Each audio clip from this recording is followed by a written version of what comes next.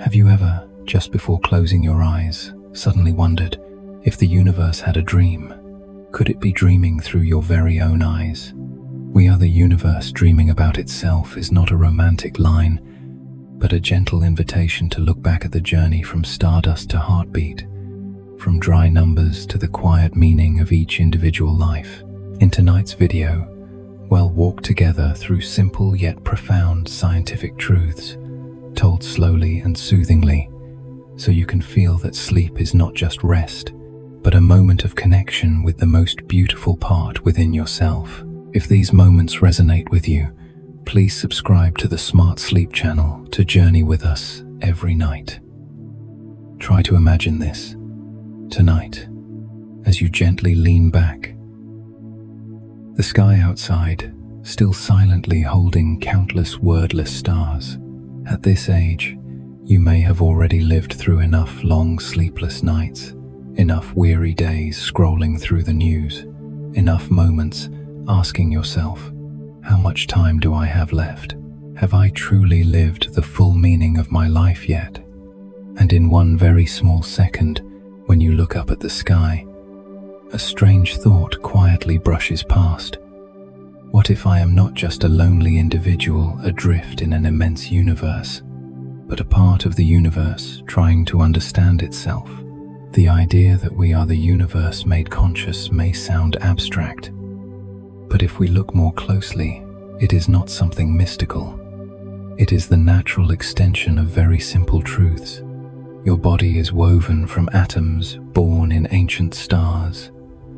Your brain is, as far as we know, the most intricate network the universe has ever created. And every night, when you think, remember, ache with regret, or feel gratitude, that is the universe in human form quietly asking itself about its own journey. We are often taught that we are small, that in the vast universe, a human life is just a grain of sand. And in one sense, that is true. But if we stop only at smallness, we miss another, deeper truth. That vast universe has no voice, no diary, no memory, no questions without thinking brains, without hearts that tremble before a sunset, a smile, or a loss. You, with everything you have lived through in 50, 60, 70, or 80 years, do not merely exist in the universe. You are helping the universe become aware of itself. When neuroscientists talk about the brain, they are not romanticizing. They speak of neurons transmitting signals through tiny electrical impulses, of countless connections, of a system constantly updating its model of the world based on what you see, hear, touch, remember. But if we place that neuroscience picture alongside the cosmology picture, we see something very gentle. From cold, diffuse clouds of gas and dust, from violent stellar explosions, from the silent spinning of planets, there eventually appeared a being who can sit quietly by a window at night and ask, "Who am I? What will I do with the rest of my life?" The moment you look up at the sky and feel your heart stir is not just a private emotion. It is 13.8 billion years of evolution gathering into one brief, deeply human awareness. In midlife or old age, people are often reminded of limits. Limits of health, memory, time. But few tell you that this is also the stage when the conscious universe within you becomes its most profound.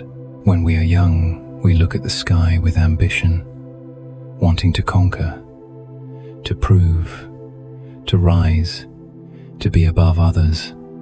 At this age, looking back, the questions shift. What truly matters? If time is finite, what story do I want the rest of my life to tell? And that question, which sounds so ordinary, is in fact a cosmic level question, because it is no longer about what I can get, but what I leave behind in the quality of the consciousness the universe has worked so hard to form in me. If we approach this idea through science, everything becomes lighter than mysticism. Every atom in your body once belonged somewhere else, to an ancient star, a gas cloud, an ocean, a tree, another living being. They do not carry your name, but for just these few decades, they have assembled into a human with a name, with memories, with relationships, with love, with mistakes, with moments of forgiveness. One day, that matter will disperse and rejoin other cycles. The important question is not how long we can hold on to it, but during the time I exist as a conscious form, how have I treated this gift of consciousness? The brain, in the language of neuroscience, does not merely record the world. It constantly retells the world in your own way. In every moment, it chooses what to magnify, what to fade, what to store as a scar, what to allow to soften. When you choose to see a failure as a final end, your brain organizes memory around powerlessness. When you see the same event as a rough stretch of road you have now passed, your brain organizes memory differently. Much of the data is the same, but the meaning changes. And here lies the beautiful part of the universe dreaming about itself. You cannot change the fact that you were born from stardust, but you can choose the story your consciousness tells about this life. Every night, when you look at the sky, or simply into the darkness of your room, you are standing at the intersection of two dimensions, the vastness of the physical universe and the depth of your inner universe. One side tells you are very small, the other tells you that no one else can love your loved ones in the exact way you have loved them. Forgive in the way you have forgiven. Keep a promise, send a caring message. Hold a trembling hand. Those things do not show up on cosmic maps, but they are precisely what shape the dream of human consciousness, whether beautiful or dark. So the question, does my tiny role matter, is not there to make you feel insignificant. It is there to invite a new calm. If I am part of a conscious universe, then what is my consciousness serving? Prolonged bitterness, comparison, anger, or quiet kindness? Patience, the courage to admit I was wrong, yet today choose to do a bit better. You do not need to do anything grand to be worthy of the universe. Sometimes it is enough that tonight, before sleeping, you allow yourself to breathe a little slower, not check one more worrying headline, not scold yourself further for what you did not manage to do, but quietly acknowledge, I have walked a long road, I am still learning. I still have the capacity to choose my attitude for tomorrow. That very moment is when the universe within you chooses a new direction for its dream. You might think, I'm too old to change anything, but research on the brain offers a more comforting story. The brain can still change its connections, still learn to react more gently, less hypervigilantly, if we repeat signals of safety, softness, and consistency, which means that even at 60, 70, 80, the way you speak to yourself before sleep can still shift the quality of the days you have left. No need for big slogans, just one very small, very honest question. Tonight, what emotion do I want my dreams to be built on? Gratitude or resentment? On the memory of what I've lost? Or on the memory of those who've walked with me for so long? When you choose to be kinder to yourself, you are not denying pain or pretending life is perfect. You are simply choosing not to let the darkest parts define the entire meaning of your journey, and that is where science, life, and philosophy meet. The universe has given us a brain that can feel hurt and remember, but also heal and reinterpret. We cannot change the past, but we can change how we retell it in our minds, less sharp, less self-cruel. Tonight, if you have a chance to look at the sky, even if only through a narrow slit in the curtain, allow yourself to try another perspective. Not I am too tiny to matter, but I am where the universe has gathered enough experience to feel, reflect, and choose. That role is both very humble and very worthy of respect. And if you accept that, you may feel a bit lighter as you close your eyes, no longer needing to prove anything, only needing to live the rest of your time more gently, wisely, tenderly toward yourself and those you still love. That is the most beautiful gift a conscious universe like you can leave behind. And then, when we have learned to see the sky as a mirror reflecting the deepest part of ourselves, another quiet, persistent question appears. If I, in this form, do not come only from my parents, my memories, or what I've lived, but from a history far older and longer, so ancient it stretches beyond human imagination. What does that mean? If my body is woven from stardust, then what is it that is beating softly in my chest right now? In the gentle dimness of evening, as your breath begins to slow and the outer world recedes, there is a very soft piece of knowledge that science offers us. Every atom that makes up your body, the calcium in your bones, the iron in your blood, the carbon in your cells, the oxygen you are inhaling was created in the fiery furnaces of ancient stars. This is not poetry, not metaphor. It is a physical truth, calculated, measured, studied, and confirmed in laboratories across the world. There were stars many times more massive than our sun, living brief but intense lives.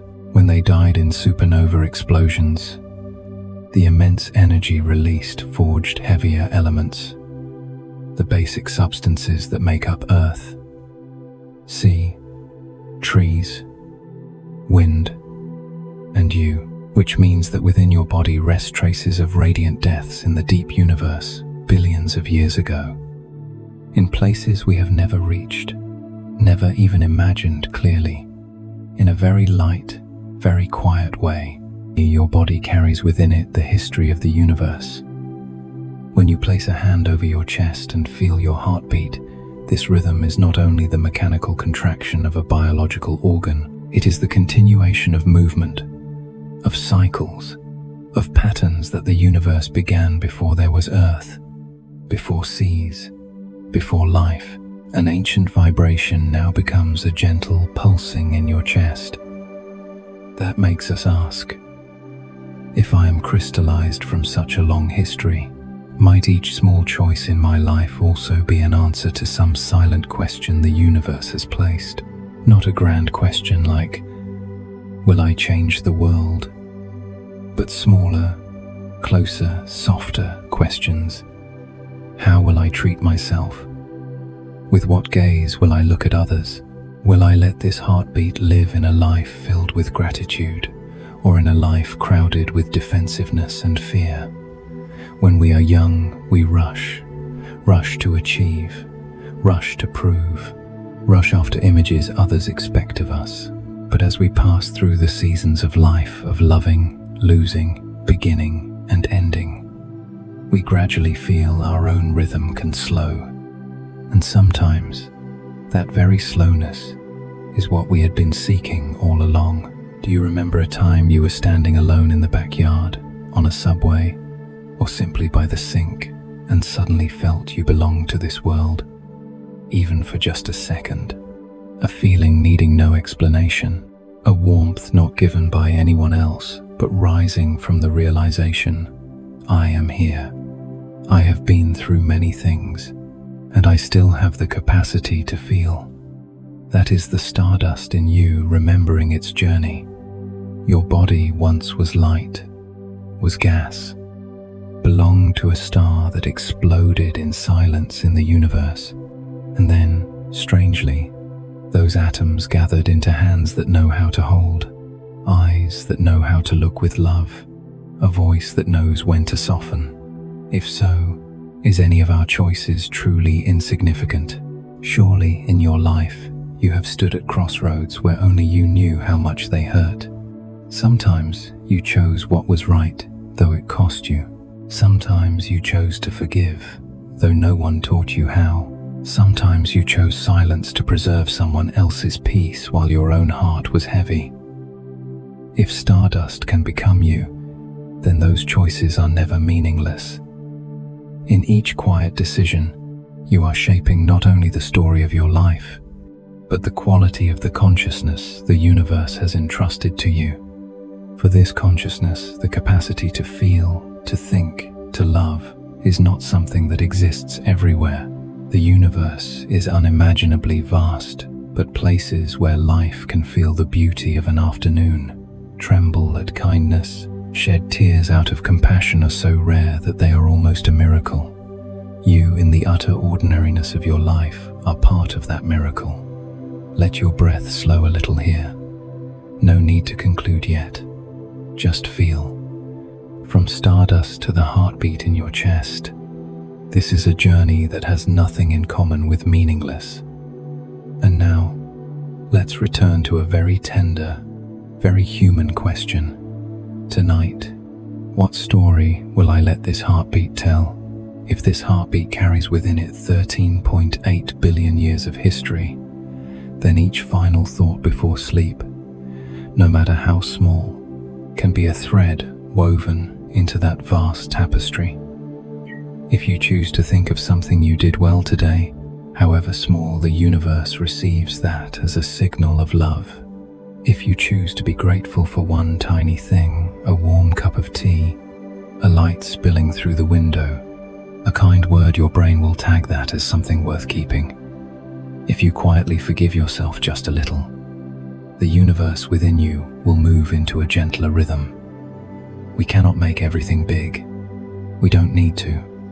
We only need to remember. This heartbeat is not anonymous. It is an echo of the stars, a witness of time, a miracle unfolding right now, and we have the right to choose how we live the rest of it. Lighter, softer, kinder, not to become someone else, but because this very life, this very rhythm, deserves to be cherished.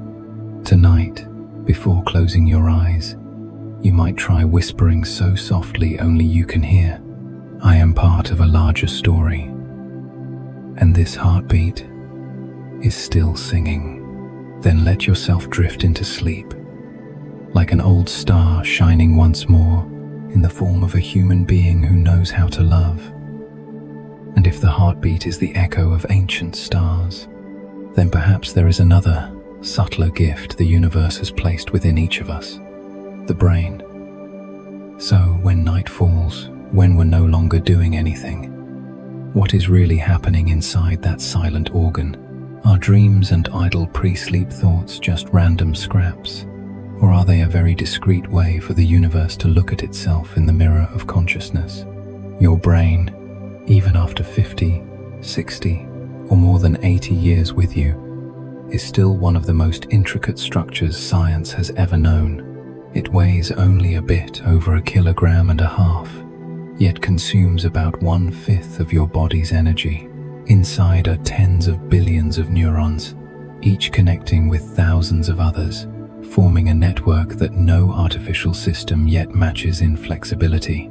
Its task is not only to register the world, but to continuously construct a model of it. What is safe? What is dangerous? Whom you trust?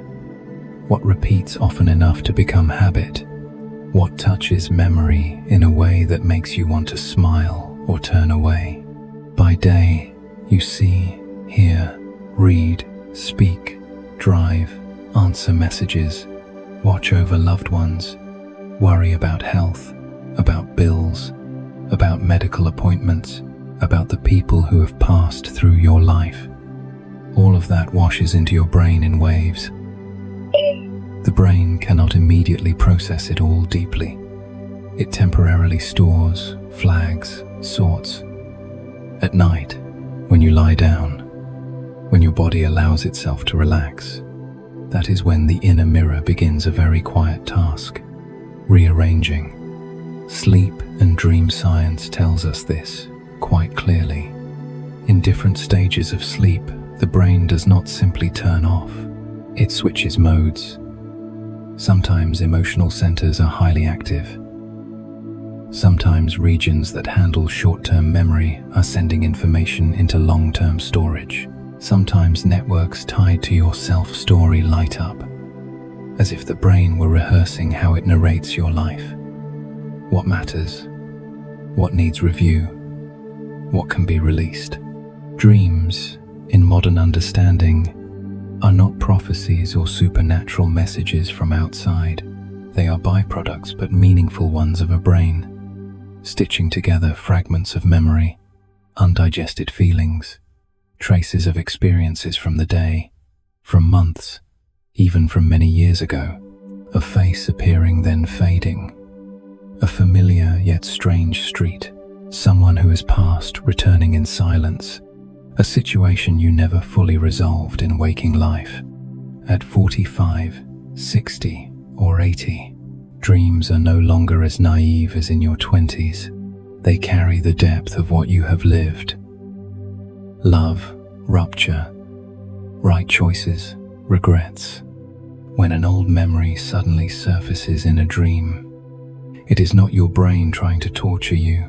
It is your brain trying to reassemble the story in a new structure, to see if there is a gentler, less cutting way to store that memory. If we step back further, we can ask a question that sounds big, but is actually close.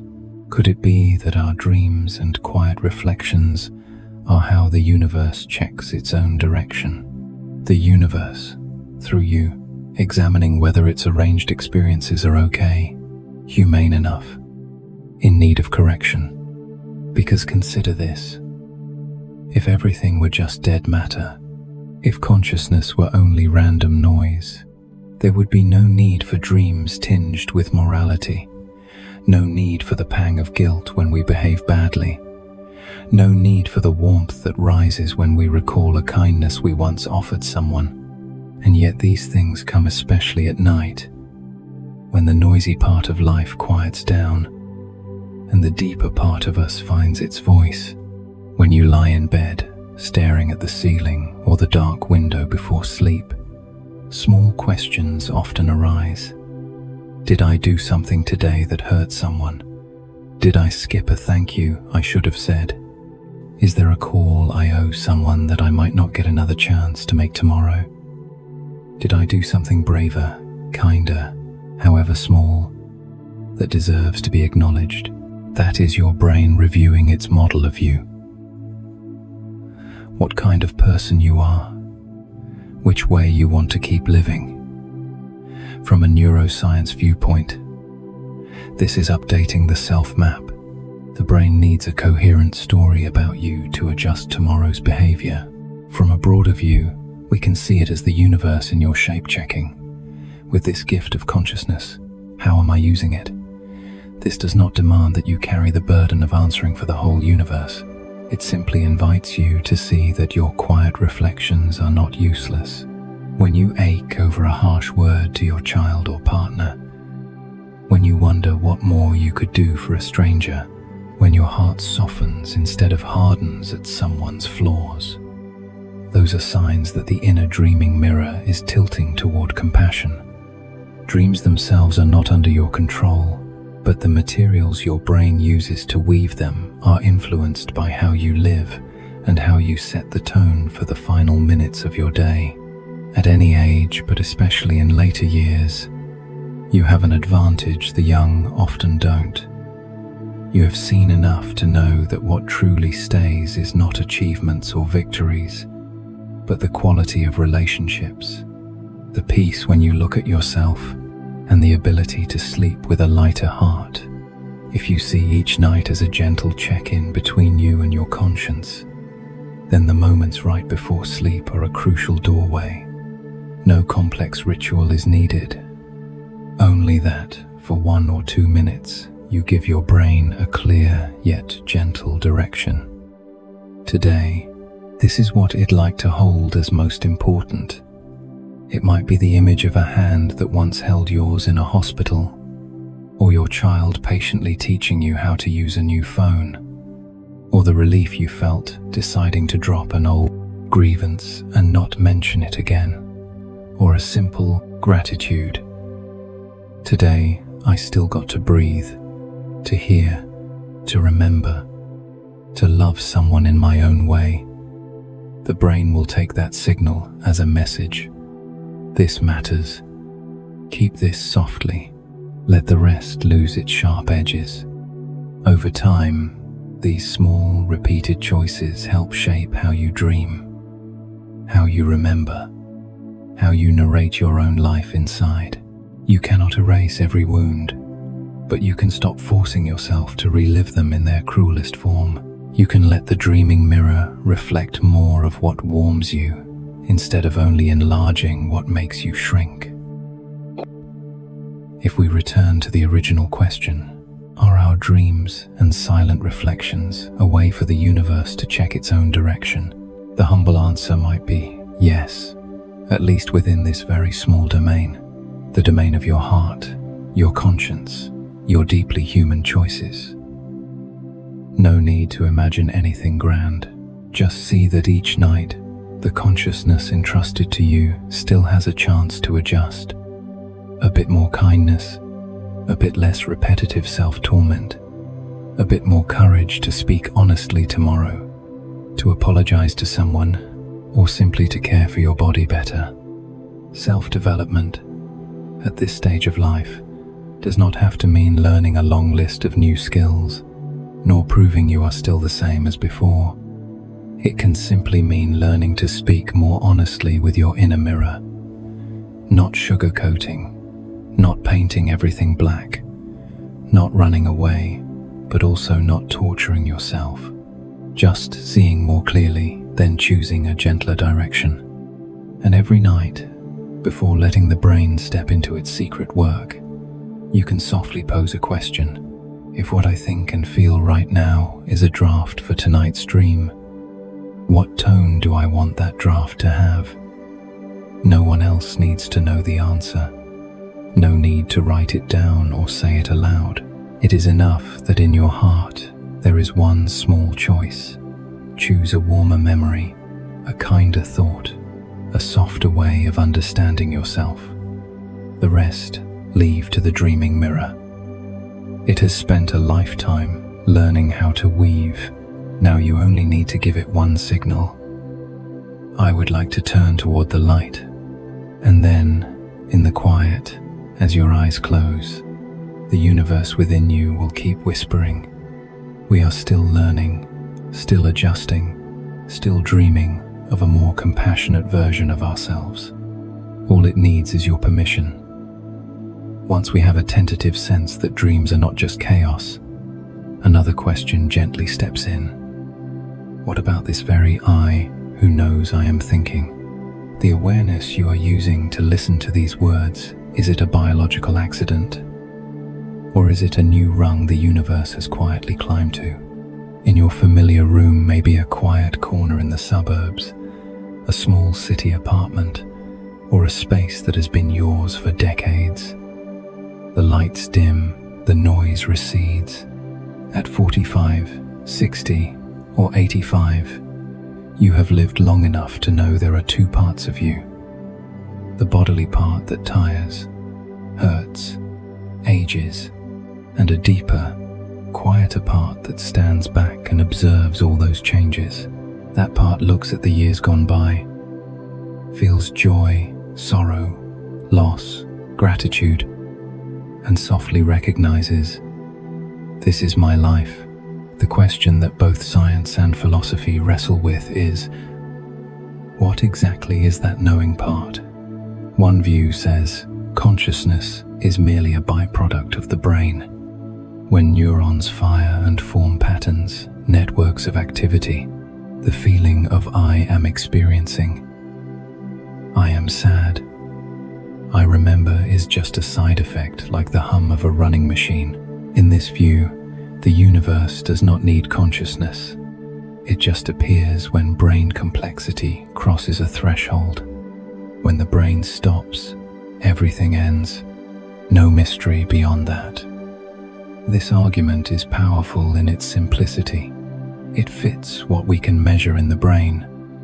The regions that light up when we see, hear, remember, dream. It reminds us that inner life is not separate from the body. That good sleep, healthy food, and a strong heart all support our capacity to be aware. There is no soul floating outside the brain. There is a finely tuned biological system at work. But many scientists and philosophers are not fully satisfied with that answer. They ask, if consciousness is only noise, why does that noise have structure? Why can it distinguish between pain and the absence of pain? Between injustice and genuine love? Why can it question itself, as you are doing now? Why does it know shame, remorse, tenderness at kindness, and a sense of rightness when living aligned with what it believes is good? From such questions, another perspective emerges. Consciousness may be a new level of organization of matter, a phase the universe reaches when conditions are right, like water turning from liquid to gas at a certain temperature, like life emerging from complex molecules. In this view, consciousness is not marginal. It is how the universe not only exists, but knows it exists. You do not have to pick a side in this long debate, but in your dim, quiet room, with a slow heart and even breath, there is one small thought you might allow. If consciousness is not just meaningless neural noise, but a real new quality, then every thought and silent choice of yours, especially at the end of the day, may be adding a tiny stroke to the universe's shared dream. Look back at the moments when you felt most clearly yourself. Those are often not the loudest moments, but the quiet ones. Sitting beside a sleeping partner, suddenly grateful just to see them breathing. Driving alone along a familiar road, radio off, realizing in the silence how far you've come. Standing at the sink, washing a glass, suddenly remembering your parents with a tender ache. In those instants, consciousness is not merely the brain running, it is the sense, I am here. I understand. I choose to cherish this. If that is a new rung of matter, then you are standing on it. And if so, we can gently ask, each night, what am I doing with this gift? When you let your mind drift endlessly through recycled fear, endless comparisons, corrosive self-blame, old anger never released, that inner mirror of awareness is reflecting a darker version of the universe's dream. Not because you are bad, but because you have had to live under too much tension, demand, and loss for too long. Yet, if consciousness is a new rung, it also grants you a new capacity. Adjustment. Not adjusting others, not adjusting the whole world, just adjusting the quality of what you allow to stay in you before sleep. Neuroscience shows the brain is very sensitive to the closing signals of the day. What you repeat, dwell on, or deem important right before sleep tends to be prioritized, processed, reinforced, or softened overnight. If you see consciousness as noise, this is just a small trick. Think positively, sleep better. But if you see consciousness as the universe's new step, then those kind thoughts before sleep become more than moral advice.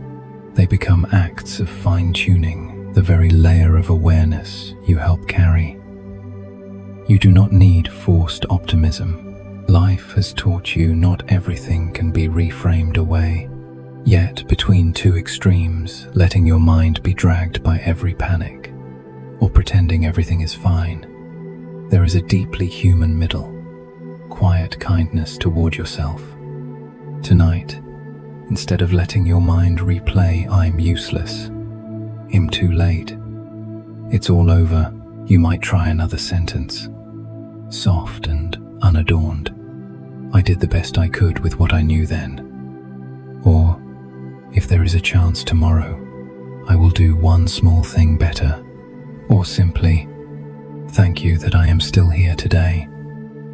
At 70, such a thought before sleep will not move the stock market, will not alter history, will not make the universe explode in fireworks, but it will slightly reshape the neural map in your brain.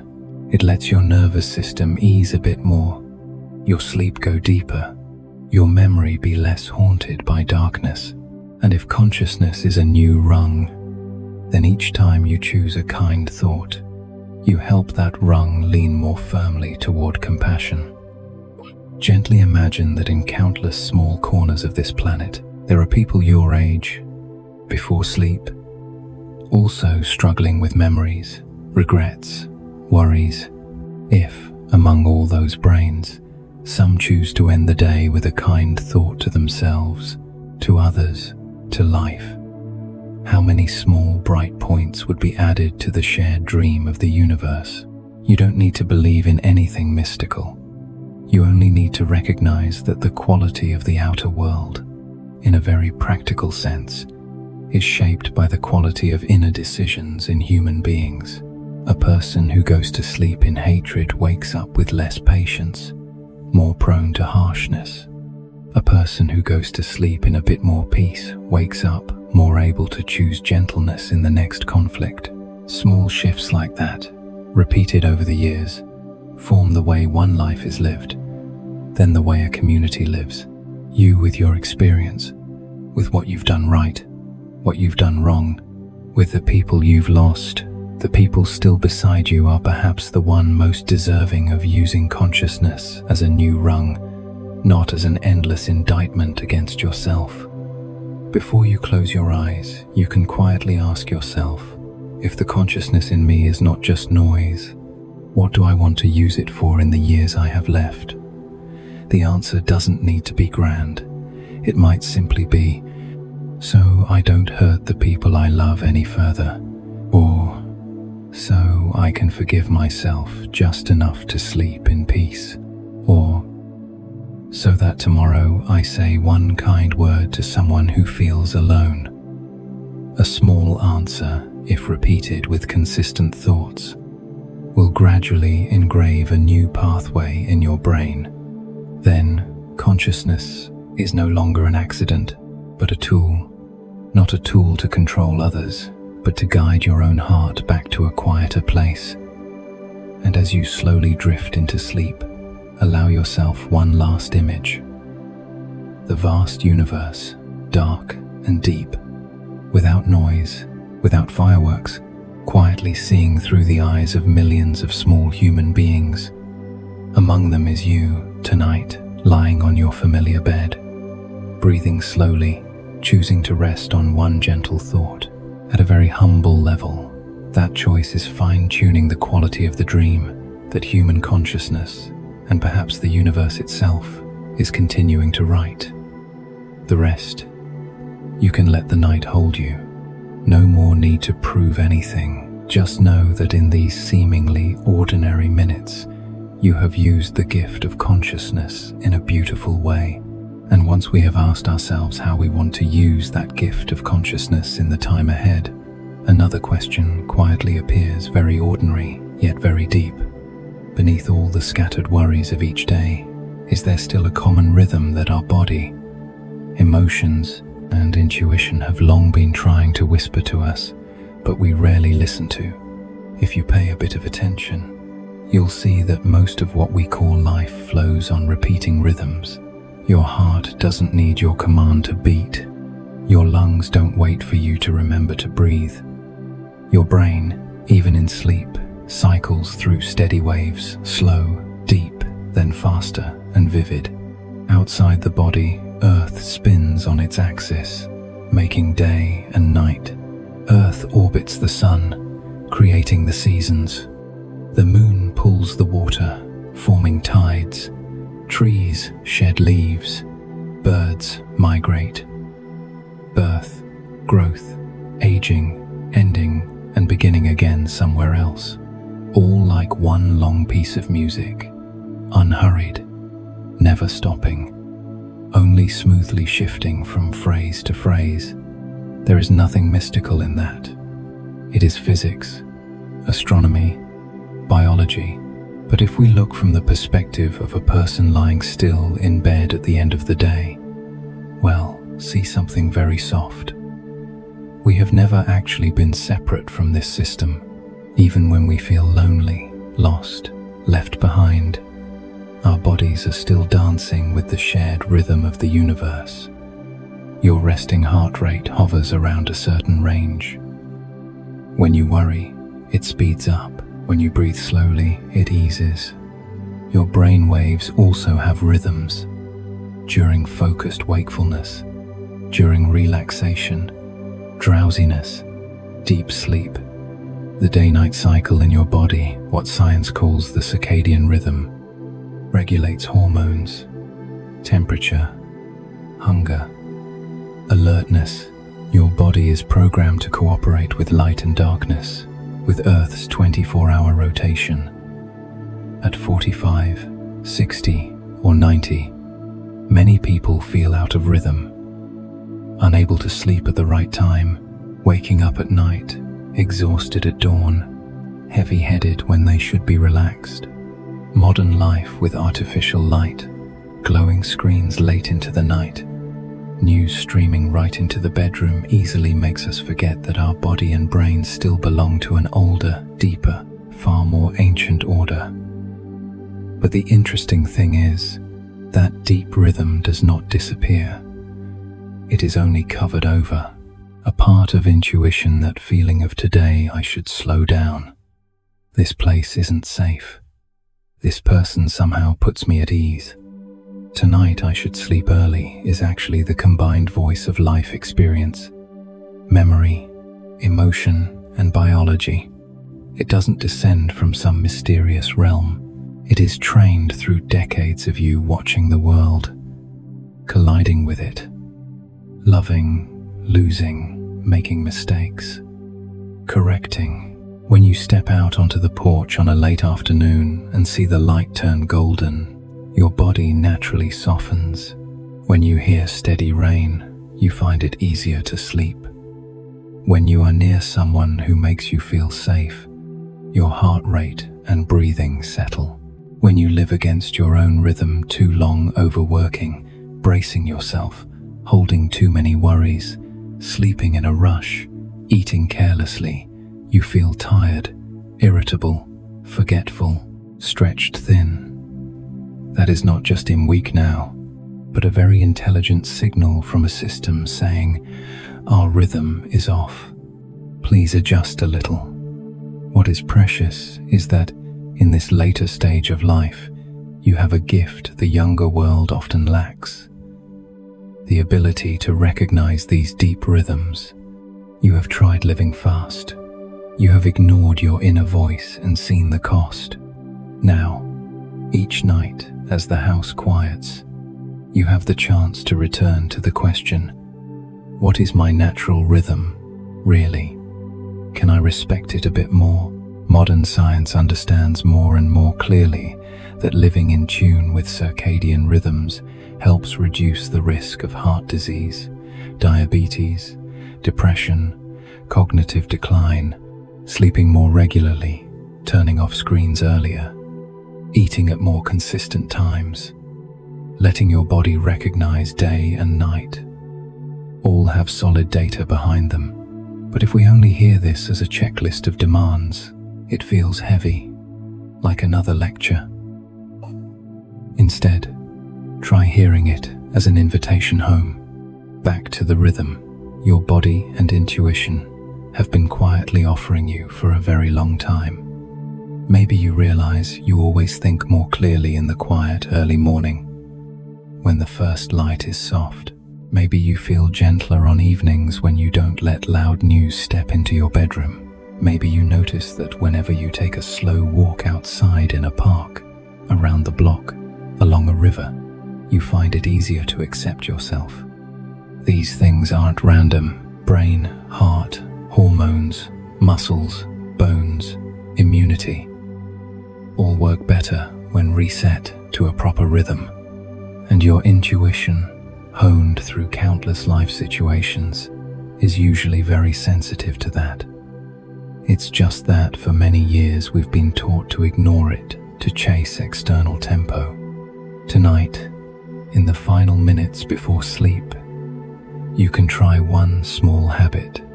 Listen for whether, beneath the noise of worry, there is another rhythm inviting you to slow down. It might be your breath. Inhale a little deeper. Exhale a little longer. And notice your body asking, can we drop some of this tension? It might be your heartbeat, pounding fast over stories from years ago. You can whisper, that's over. This is tonight. I am safe now. It might be the rhythm of memory. An old image keeps returning. Instead of shoving it away, you look at it with the eyes of someone who has come further.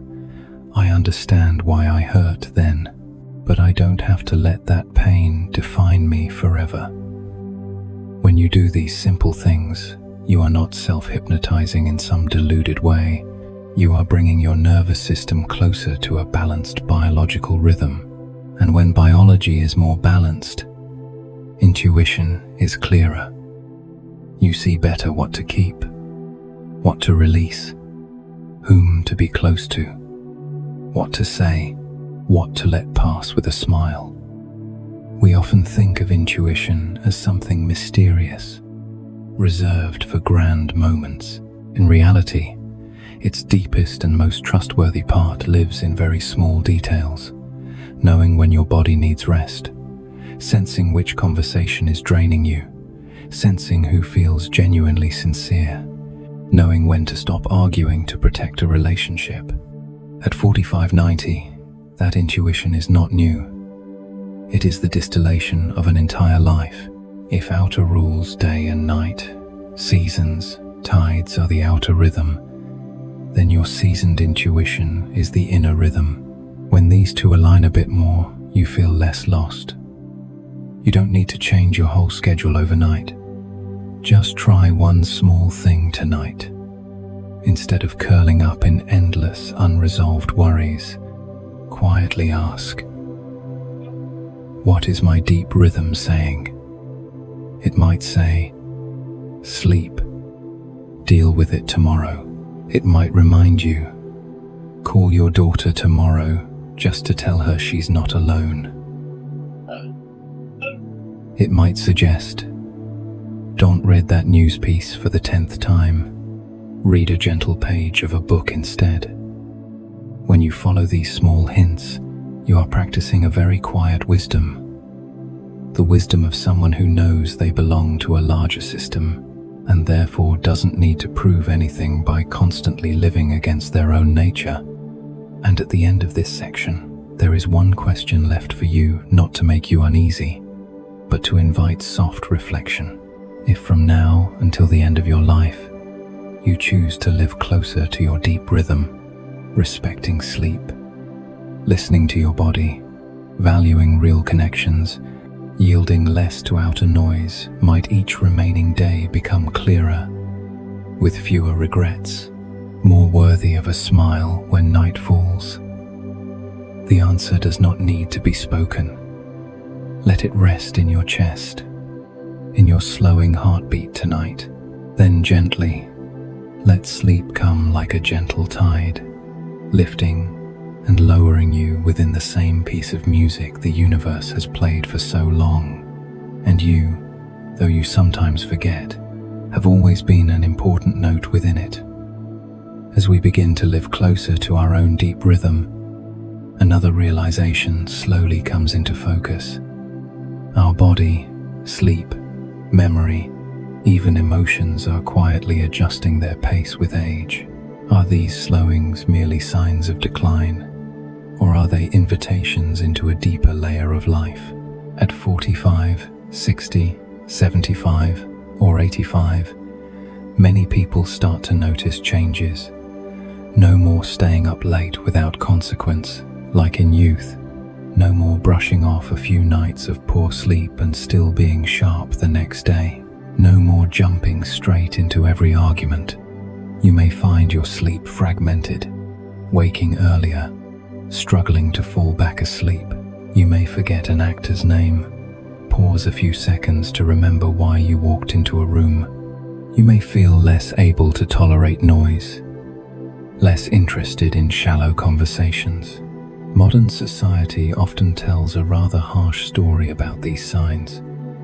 You're fading, you're old, you're not sharp anymore. But if we look a little more closely, with scientific clarity and self-respect, we see another story, gentler, deeper. Biologically, changes in body and brain with age are natural. Sleep-regulating hormones like melatonin, internal circadian rhythms, vessel elasticity, nervous system activity all shift. Older adults tend to feel sleepy earlier, wake earlier, sleep more lightly, more easily disturbed by noise. Some brain regions shrink slightly, processing speed slows. The ability to quickly memorize new details is not what it used to be. Yet, alongside that, some capacities grow stronger. Accumulated experience, the ability to connect dots, intuition about people, the ability to see the big picture instead of reacting impulsively. Many studies suggest that in and after midlife, people can become better at emotional regulation, less impulsive, less extreme, more able to choose what matters and let go of what does not. If we see one human life as a miniature universe's journey, then midlife and old age are not just when a star burns out. They can also be when the light softens enough to illuminate what is truly worth remembering, retelling, passing on. Think back to yourself in your 20s, fast, strong, full of plans, also full of rashness. Back then, consciousness was like a high beam, casting wide, searching, wanting to go far. Now, at this age, perhaps that beam is narrower, but precisely because it is narrower, it can focus on fewer, more meaningful things. Family, health, the qualities you want to keep, the burdens you no longer want to carry. Science can explain part of this. The brain no longer has resources to hold everything, so it filters. You gradually forget unimportant details, but remember vividly a few key moments. A hug, an apology, a time someone trusted you, a peaceful afternoon. The nervous system does not want and cannot live forever at youthful intensity, so it sends signals. Slow down, sleep, rest a bit, stop trying to prove everything at once. The problem is that many of us, out of habit from the first half of life, treat these signals as enemies. Insomnia is bad, slowing is weak, not keeping up with the noise is outdated. So we push, drink more, stay up later, turn on one more news show, scroll a few more rounds, join one more pointless argument. The more we do that, the farther we shove ourselves from the natural rhythm our body and brain are inviting us back to. What if we shift our view? What happens if we see midlife and old age as the phase when the universe within us deliberately downshifts to make room for reflection? Downshift so the night is no longer a battle with screens, but a rare, precious time to quietly reorder our life. Downshift to realize we don't need an opinion on everything in the news. Some things we can hear, register, then set aside instead of dragging them into our sleep. Downshift to have time to look back on our journey, to own our mistakes where needed, and to be grateful to ourselves for the parts no one else understands. Downshift to listen to the next generation, to share experience without imposing, to pass things on without binding. Downshift so that each evening, instead of sliding into a sense of breathless inadequacy, we can spend a few minutes breathing slowly, gently reminding ourselves, I've come a long way. I have the right to live more slowly, more deeply, without asking permission. When science talks about changing sleep with age, it is not telling us to accept insomnia as fate. It is showing that our bodies need to be treated differently. Softer light before bed, less caffeine and alcohol at night, more regular sleep and wake times, consistent daytime activity. These are not just tips, they are ways of respecting an inner system trying to protect us. You who have lived through so many social, technological, cultural changes have the right not to let the artificial rhythm of screens and news define your inner rhythm. You have the right to say, tonight, I will turn down the noise and keep only what deserves to enter my sleep. More than that, you have the right not to see yourself as finished. At this age, your reflections on how to live the rest of your life, how to love, how to show up for your grandchildren, how to close old chapters gracefully, these matter no less than any bright achievement of youth. This is work only those who have lived long and truly can do. Distilling and passing on, there are stories only you can tell. Stories of how you were once wrong and how you made it right. How you were afraid and learned calm. How you once thought money and status were everything, then discovered that what holds you each night is someone's face, told in peace. These stories are gifts to the next generation and to you, because in telling them, you sort your memories, forgive yourself, and see that you have not only grown old, you have grown wise. The key question is, have you allowed yourself to live with that depth, or are you still unconsciously chasing youthful standards of productivity, busyness, and proof? So that your nights meant to be a time of harvest and insight have become a tired replay of your 30s. You do not owe the world the image of someone who never tires. You do not need to be the one who understands every new technology, reacts fastest to every piece of news, always busy, always excellent. At this age, what the world and your family often needs more is someone who knows when to stop, who knows how to listen, to see deeply, to choose kind silence instead of hurtful words. Each night before sleep, you can treat it as a small meeting with your deepest self, not to harshly interrogate, but to honestly ask, today, did I live in a way that matches the depth my years have given me? Or did I let myself be swept up by things that, at this age, I could have smiled and let go? If the answer is not yet, you don't need to scold yourself.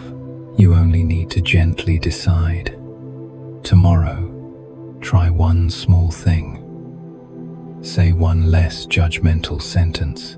Let your children or grandchildren finish their thought. Care for your body like an old friend. Go to bed 15 minutes earlier. Put the phone aside and let your eyes rest. If the answer is yes, I have lived more deeply than before, then allow yourself a bit of quiet satisfaction, not arrogance, just fairness.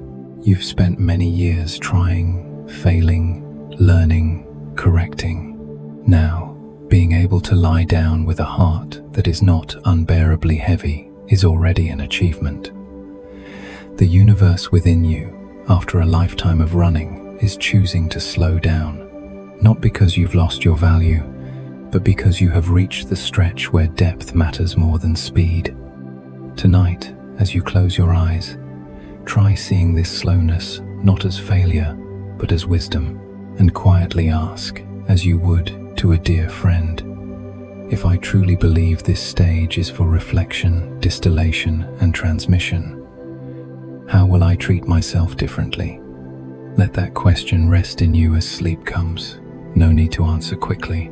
Just know the right to live with that depth is already there, ready for you to claim the moment you stop asking others for permission and start nodding to yourself. When we begin to allow ourselves to slow down and see life through the depth of our years, another door naturally opens, the door of memory. Not just do I remember or forget, but a quieter question. What is happening to everything I've lived through inside me? If there is a place where the universe entrusts its most intimate stories, it is in the memory of each person. Not perfect recall, not a second-by-second recording, but a living library, constantly edited, selected, changed by how we retell. In your head, across the years, billions of neural connections, synapses have been formed, strengthened, erased, rebuilt, to store fragments of life no one else holds in exactly the same way. Neuroscience tells us memory doesn't sit in a single drawer. It's the collaboration of many brain regions. There are fragile, short-term memories that fade if not consolidated. There are long-term memories laid down when we repeat, reflect, retell, or when emotion is strong enough. Every time a memory is recalled, the connections between neurons are reactivated, and intriguingly, that is also when the memory becomes soft again, open to slight revision before being stored once more. This means memory is not a fixed photograph, but a story rewritten each time it is told. That can sound unsettling. So, what is real? But from another angle, it's a gift. Within that flexibility lies our chance to be less cruel to ourselves and to others. Think of a painful memory you've carried for years. An argument, a betrayal, a decision you still feel anger, shame, or regret about. Each time you recall it, if you repeat the same script, I was stupid, they were terrible, life is unfair, your brain strengthens that dark emotional network. That familiar synaptic path grows smoother, and the memory's weight further shrinks you. But memory science also shows each recall is a chance to reconsolidate differently if you view it through another lens.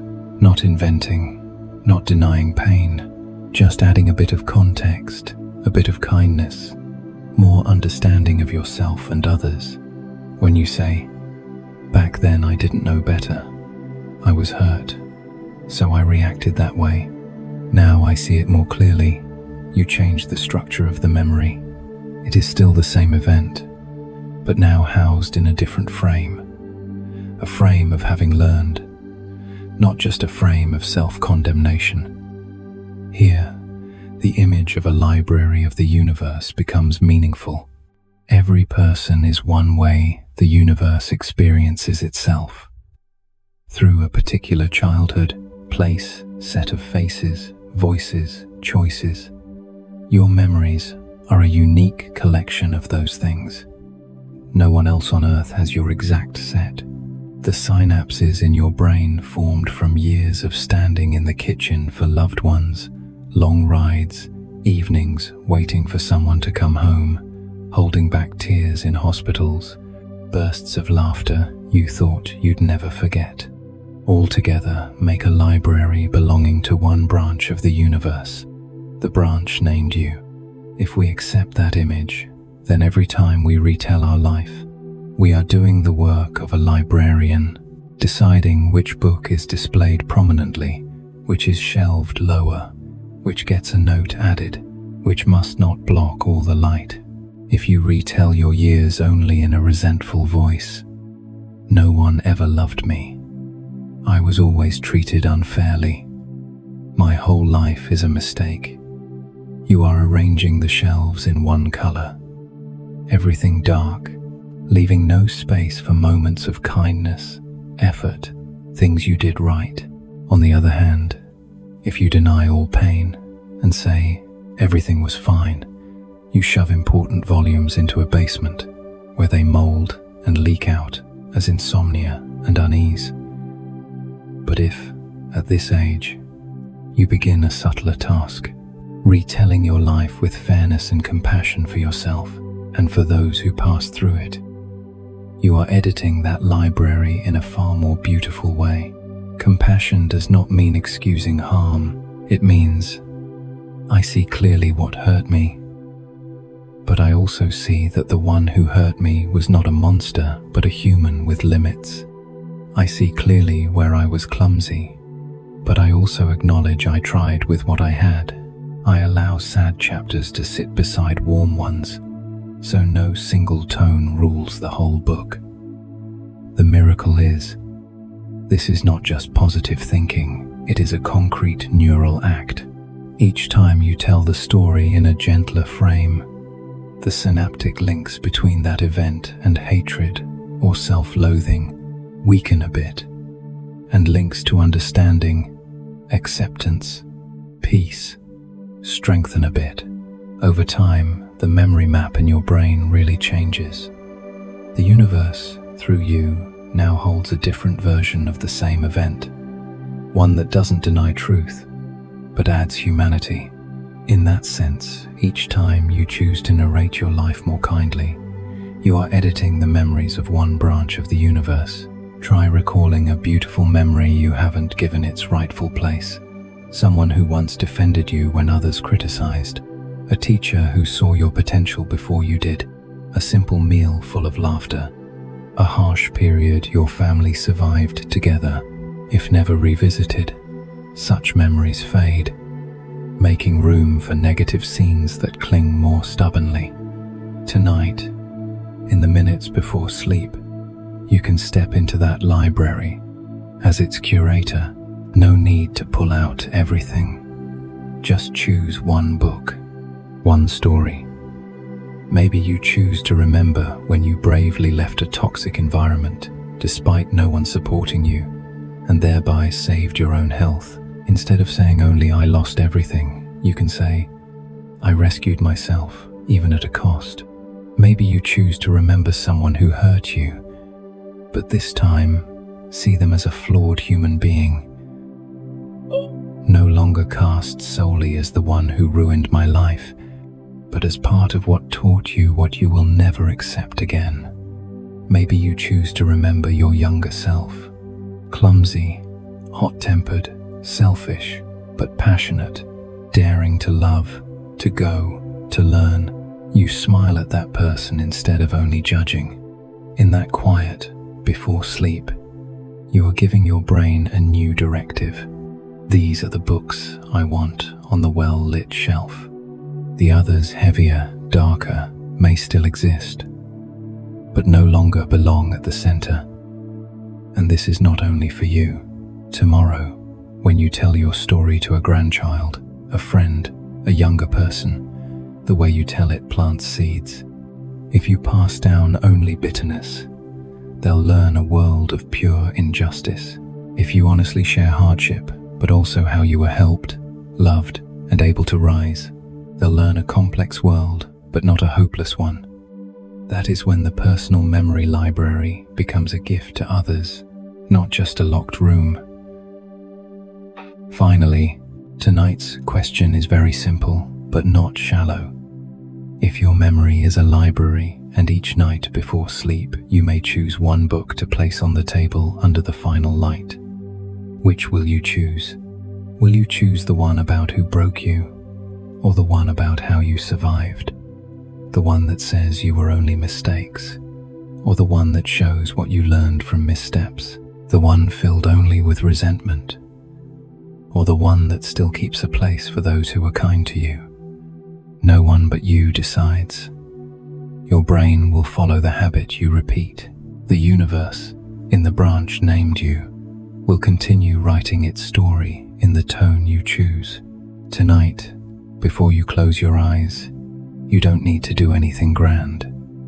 Just gently ask, of all that has happened, which story do I want to keep as a reminder of the person I choose to be? Then let the answer arise, maybe as an image, a face, a tiny moment.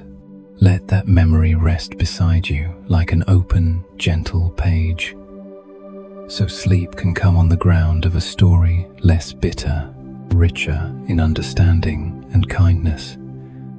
Once we step into our life's memory library with more compassion, we begin to notice something else. Some pains do not just remain as scars. In a way hard to explain, they allow us to feel others' pain more clearly. Is this strange capacity to hurt with, rejoice with, understand, without needing full explanation, a burden or a kind of secret evolutionary technology the universe has built into humans.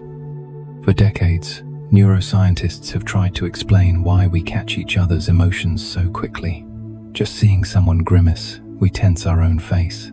Seeing another's tears, our throat tightens. Hearing a child's bright laughter, we find ourselves laughing too, without even knowing the story. One famous hypothesis involves mirror neurons, mirror nerve cells, first identified in animals. They fire when an animal performs an action, and also when it merely observes another doing the same. In humans, brain imaging shows networks that activate when we act, and in similar ways when we only watch or imagine others acting, feeling pain or joy. Though science still debates details, one thing is fairly clear. The human brain is built not only to understand me, but to tune into others. Empathy, therefore, is not just a moral virtue from etiquette books. It is a survival strategy. In a group where members can feel each other's fear, pain, fatigue, they can support one another better, share resources, protect the young, avoid conflicts that destroy the group. Communities with more empathy stand a better chance. The universe, through natural selection, seems quietly to have favored brains that connect emotionally. When we are young, this ability can exhaust us. We feel searingly hurt when misunderstood, mistreated. When we witness suffering we cannot fix. Sensitivity makes us vulnerable. Sometimes we wish we were colder, more numb, so it wouldn't hurt so much. But looking back from 60, 70, 80, many people suddenly see the same things that wounded us have become what enables us to understand others far more deeply. You see an elderly mother sitting quietly in a hospital waiting room, and in an instant, without words, you understand her fear and loneliness. You hear of a young person's mistake and, instead of condemning, you feel tenderness, because I was like that once too. You watch a grandchild lose their temper, and beneath the anger, you can read a whole layer of insecurity. That is when the evolutionary technology of empathy reaches a new level of use, no longer only for gathering the herd against nature. It becomes a subtle bridge between generations, between experience and naivety, between wounds and healing. Brain science shows that regions involved in recognizing emotion, regulating emotion, and moral reasoning can continue to develop and refine throughout life, especially when we experience, reflect, and practice putting ourselves in others' shoes. Empathy, in other words, is a neural skill that can mature with age. In many older people, even if their reflexes are no longer fast, they have a deeper ability to read situations, to react less extremely, to see beyond the surface. If we see each person as a point where the universe experiments with how to become more conscious, then empathy is one of the core technologies that helps that consciousness become gentler and less destructive. And between 60 and 80, you are not only a beneficiary of it, you may be someone who operates it in its most refined form. Think of the hurts you've carried in your life, perhaps a childhood that wasn't gentle enough, a broken marriage, a loved one gone too soon, years of hard work with no recognition, times you were treated unfairly because of gender, skin color, job, background. All of that, if not digested, easily hardens into bitterness, into the story that's life. You can't trust anyone, but if seen again with the eyes of someone who has walked through it and illuminated by empathy, they can become something else. Wisdom. Wisdom here is not made of cliché phrases. It is the ability to use your own painful experiences so that others do not have to hurt in the same way you once did. It is that when you see your children or grandchildren mess up, instead of snapping how stupid, you ask, what has you so tangled up? It is that when you hear someone speak of their grievance, you don't rush to compare it to yours, but give them the right to feel as they do. It is that you choose not to pass on the same cutting words that were once used on you. That is when the wound is no longer a pit that swallows everything, but a piece of ground already ploughed, ready for something softer to grow. Imagine, on the universe's map, everywhere consciousness exists, there are stories of hurt, retaliation, punishment, repeating collapse. If, in countless small corners, there are people with enough years, enough experience, enough exhaustion with these cycles of pain, who quietly decide, it stops with me, I won't throw this onto those who come after, then might it be that the universe is learning to be kinder through them? Empathy, in that sense, is no longer a fragile feeling that only tires us. It is a technology of transformation, receiving the signal of pain, processing it with understanding and humanity, and choosing to respond with something that damages the world less. In tonight's quiet bedroom, when you think of all you've been through, the question is not, why has my life been so hard? Though that is an honest question. It might instead be, what do I want to do with this pain now? Keep it as a reason to close my heart, or use it as a lens to understand someone else who is walking the same rough road I once walked. When you hear that someone has behaved badly, instead of immediately concluding that kind of person, if a faint question arises inside, I wonder what they went through to become like that. That is empathy at work.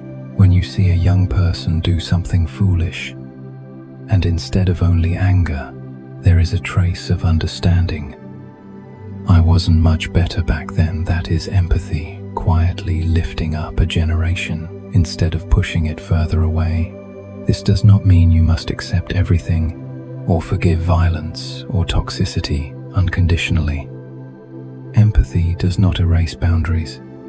It simply helps you respond in ways that do not multiply hatred. You can say no to what is wrong without becoming a harsher version of the wrong itself. At 60-80, you hold a resource many younger people lack, years enough to see the long-term consequences of sustained hatred, of silence in the wrong places, of stubborn refusal to admit fault. You know how these things damage the years. You understand very deeply the feeling of, if only it'd been softer then. That understanding, used with empathy, can become the greatest gift you contribute to the universe's gentle dream, not by inventing something new, but by refusing to pass along what has already exhausted everyone. Each night before sleep, you can quietly ask yourself, today, how did I use my capacity for empathy? Did I truly listen to anyone with my full attention? Did I notice the weariness of the person beside me? Did I accidentally drop a hurtful sentence on someone simply because I lacked patience? And when something pierced me, did I react as someone who understands pain, or as someone who only wants to fling it away to feel lighter? No need to turn it into a moral exam, just an opportunity for fine-tuning, as if each night the universe placed in your hand a small dial, a little gentler, a little less sharp. If empathy is an undernamed evolutionary technology, then each such choice is you turning it in the right direction. And the question that remains for you to carry into tonight's sleep is, if the universe, through human beings, is trying to learn to be kinder, less destructive, less endlessly retaliatory, then what will my small part with all its experience, loss, love, regret, contribute to that effort? One softer sentence, one moment of deeper understanding, one decision to stop before hurting someone the way I was once hurt. No need to answer out loud. Just let the question rest there, sinking with your breath.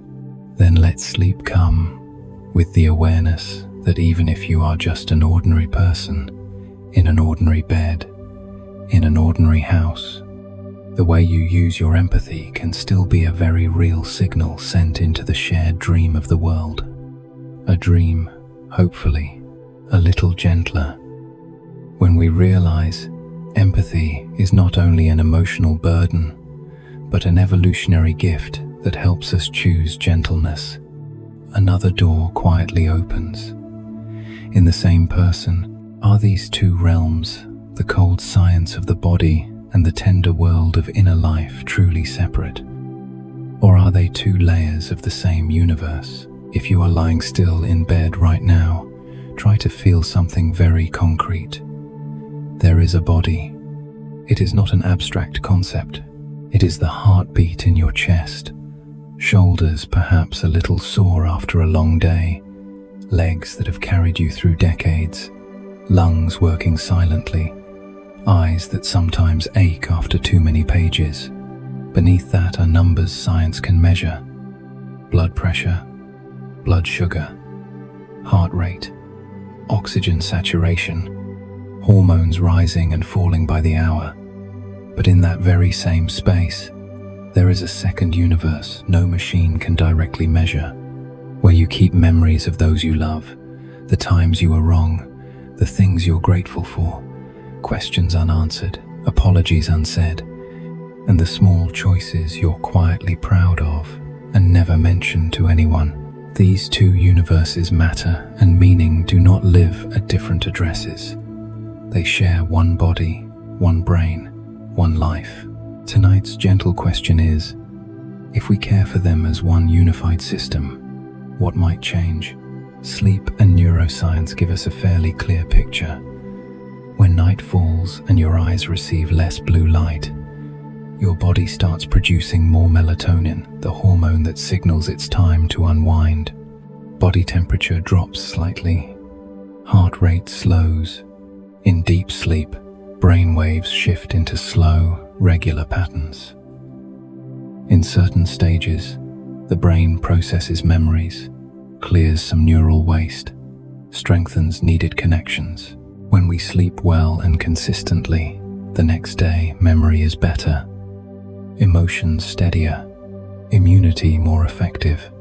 Conversely, if many nights we burn our sleep late news, saturating the brain with anxious information, lots of stimulants, fitful sleep, long awakenings in the dark, the body responds.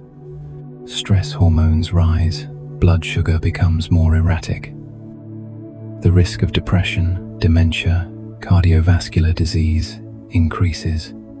Biology doesn't play favorites, but alongside those cool numbers, there is something less often said. Many choices belonging to our inner universe, if shifted just a bit, feed back into those measurements. Not in the sense of think positive and you'll be cured, but in understanding that each small emotional decision comes with a biological echo. When you clutch an old resentment, each time you recall it, your heart pounds, your shoulders tense, your head spins with, if only, why? And your body pays the price for that surge. When you drag yourself through the night with relentless guilt, the brain can register that state as a default, and the neurotransmitters linked to anxiety and sadness can skew. when you carry all the worries of your children, grandchildren, the world itself, as if things will go worse if you do not personally worry. Your body cannot distinguish imaginary threats from real ones. It only knows to maintain high alert. On the other hand, when you allow yourself to set down part of the load, to recognize that some things lie beyond your reach, that old mistakes cannot be fixed by beating yourself harder, that there are people you cannot save, however much you want to, your body also receives a different signal. The state of emergency can pause. Breath has a chance to slow. Muscles have a chance to release. Heartbeat has a chance to return to a safer baseline. Melatonin has a chance to work. You see, forgiveness, in a very practical sense, is not only a lofty spiritual act. It is a biological decision to stop injecting more stress toxin into yourself. Gratitude works similarly. Research in neuroscience and psychology shows that the habit of noting a few specific things you're grateful for each day, a phone call, a meal, a dedicated doctor, a courteous driver, a day with less pain, is linked to better sleep, more stable blood pressure, more resilient mood, not because the universe rewards good behavior, but because when the brain is directed toward real, concrete points of light, it recalibrates its assessment of the world, slightly lowering perceived threat. The nervous system sounds fewer false alarms, choosing core values, honesty, kindness, not wounding others unnecessarily, not betraying what you believe is right, also has a biological side. Living for years in conflict with your own values creates a kind of moral stress. Subtle, chronic, erosive. Living closer to what you believe in reduces this split. The mind is less torn. The body suffers fewer underground storms.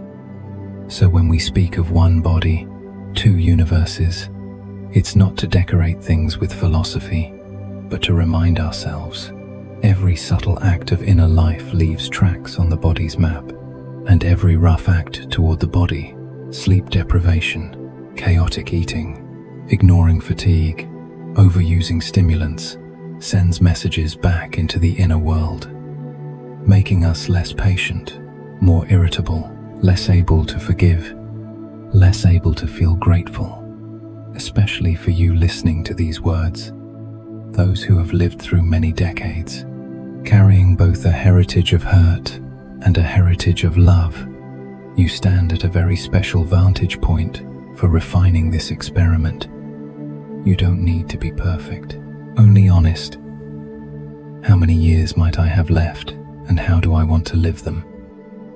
With a body driven to exhaustion while the mind is full of regret, or with a body cared for within my means, sleep a bit more regularly, eat a bit more gently, move within my capacity, get checkups together with a mind that learns to be less harsh with itself, to appreciate what remains, and to consciously sow a few seeds of kindness around me.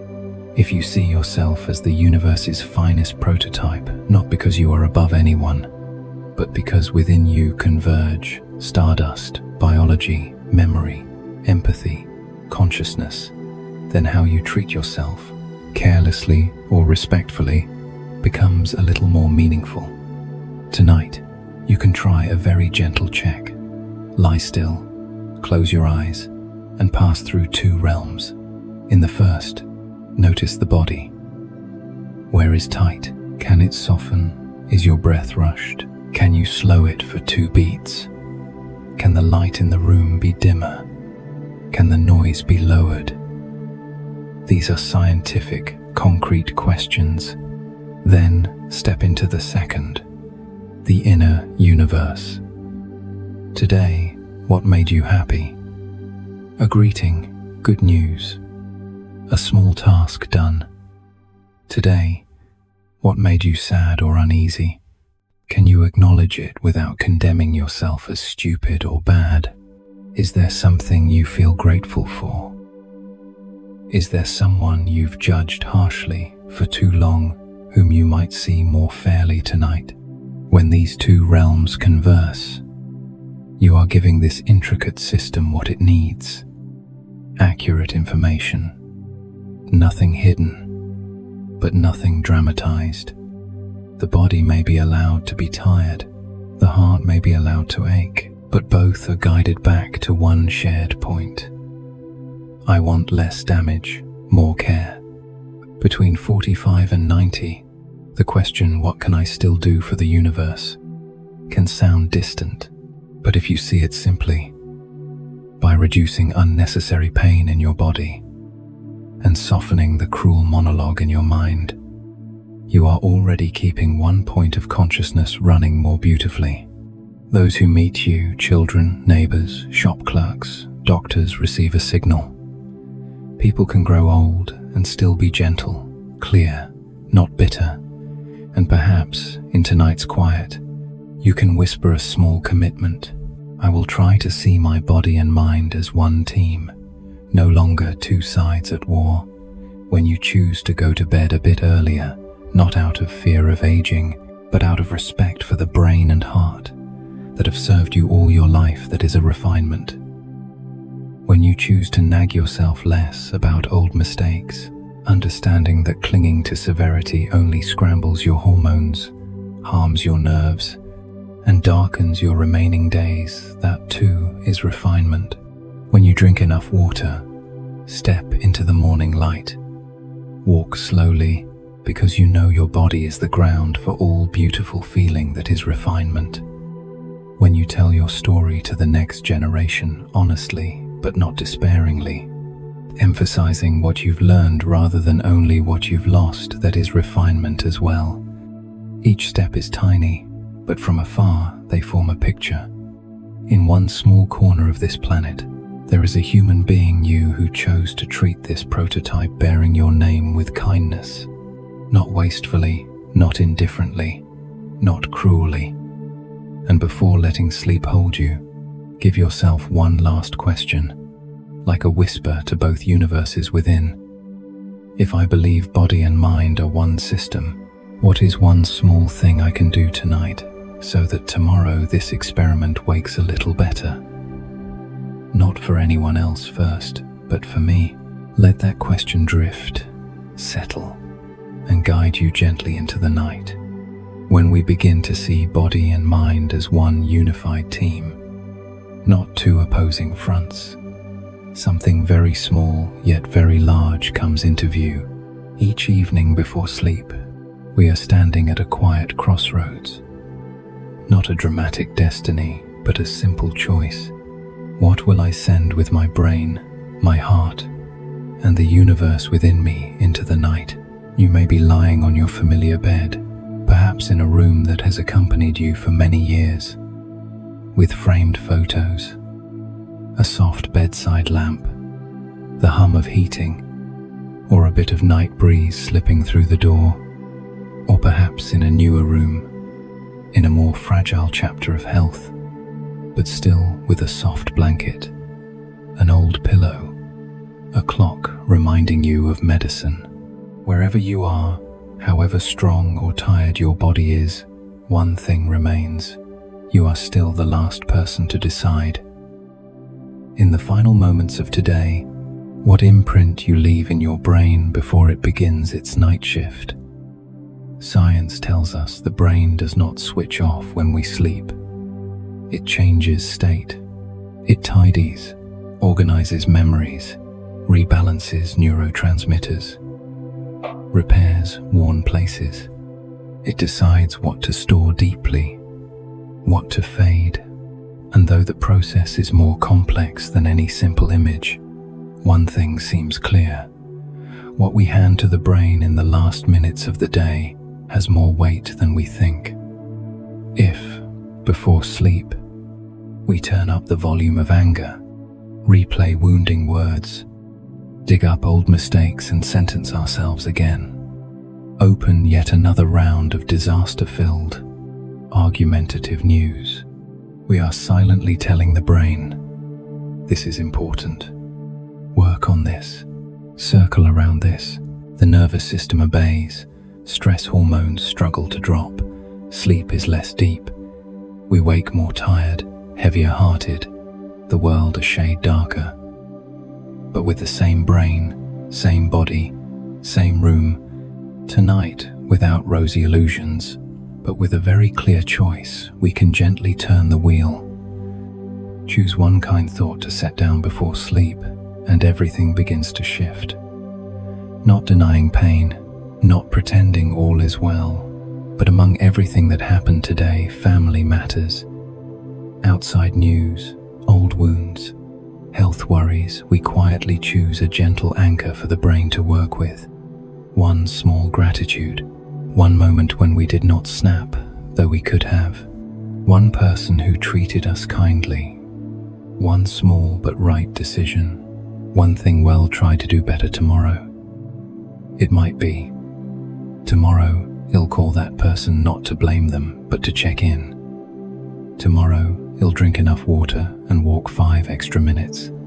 Tomorrow, I'll tell my child I'm proud of them, even though they're not perfect. Tomorrow, I'll choose not to speak ill of anyone at the table, even if the conversation goes there. These decisions sound so small. They seem hardly worth mentioning, but if you've lived long enough, you know. A life is woven not only by big moments, but by thousands of small choices repeated.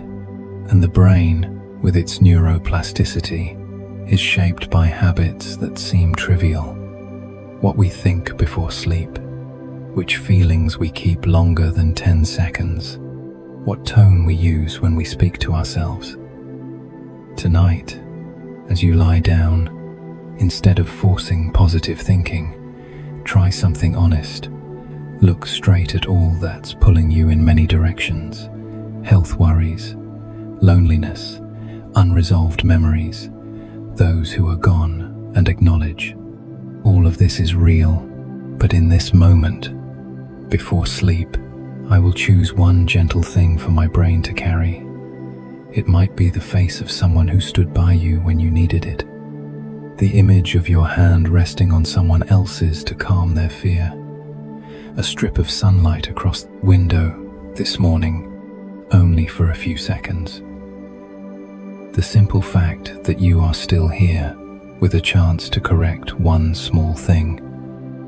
Science will say, you are shifting the focus of attention from the brain's threat circuits to circuits that can support safety and appreciation. That helps the nervous system gradually lower its alarms, supports deeper sleep, better for heart, brain, immunity. Inner life will say, you are choosing not to let your darkest part have the only voice in your story. You are not inventing beauty. You are being fair to the beauty that is already there. And if we return to the image that began this journey, that we are the conscious universe dreaming of itself, then this moment of choosing one kind thought before sleep is no longer just the private act of a lonely individual. It becomes a small, symbolic gesture. Tonight, at least in the territory bearing my name, the universe will go to bed with a gentler dream. No magic explodes from this. Wars do not end because we are kind. Illness does not vanish because we are grateful. Losses are not undone. But what changes, very concretely, is this. The next morning, we wake into an inner world less corroded. We have a little more strength not to mistreat the first person we see. A bit more patience with ourselves as we hold the prescription, try a hard exercise, answer a grandchild's repeated question. We add one less needle into an emotional atmosphere already too tense. If the universe does have a dream, it is likely not made of gaudy supernatural pictures. Perhaps it is simply less pain we inflict on each other, less wasting of this chance to be alive on endless resentments, less use of our intelligence to twist truth, and more to mend, lift, and admit when we're wrong. And you who now lie down after decades of working, loving, erring, correcting, losing, receiving, are in a beautiful position to add your small part to that dream, not with speeches, not by straining to be perfectly good, but with one quiet beat, each night choosing for your brain one seed that does not darken you or anyone else further. Picture this. Across the United States, across the planet, there are countless darkened rooms, each with one person aged 45 to 90, lying still, carrying stories unlike any others, if among them, only a fraction, not all before sleep. Instead of sealing themselves in bitterness, choose to think of one thing they're grateful for, one person they wish to forgive, one kinder act they'll do tomorrow. What changes? Maybe no news will report it, but tomorrow, in millions of conversations, there will be a few more gentle sentences, a few more patient gestures, a few decisions that don't push conflicts to the edge. A few grandchildren will receive a warmer look instead of a scolding. A few service workers will be spared misdirected anger. A few doctors, nurses, drivers, neighbors will breathe easier when they meet older faces that are kind, not bitter. Those tiny movements, seen from very far away from the view of a universe trying to learn not to be so cruel to itself, may not be tiny at all. Tonight, the universe is not issuing you a demand. It is offering you an opportunity to use the consciousness placed in your hands not only to replay what hurt you, but to decide, in which direction will I steer my brain, my heart, and my remaining days? You might say, I'm just one person, in one bed, in a small town, in a chaotic world. What can I do? The honest answer, you cannot control the big picture. Equally honest, you can absolutely adjust how you play your part in it. And with all the years you've lived, that has never been a small thing. Before you close your eyes tonight, try slowing down one more notch. Inhale a little deeper, exhale a little longer. Leaf through your day like a book, without skipping, without over-highlighting. Then choose calmly. This is the thought I want to keep, and this is one small thing I will do differently tomorrow. Gentler, fairer, kinder to myself or someone else. Then leave the rest to the night. Let the brain do its quiet work. Let your heartbeat find its rhythm. Let what is unnecessary settle. You don't need to control anymore. You've done your part. Set the direction. And who knows, somewhere in this wide darkness, the universe may be smiling softly through the face of an old person sleeping peacefully. Because tonight, once again, it gets to dream of itself in a kinder way.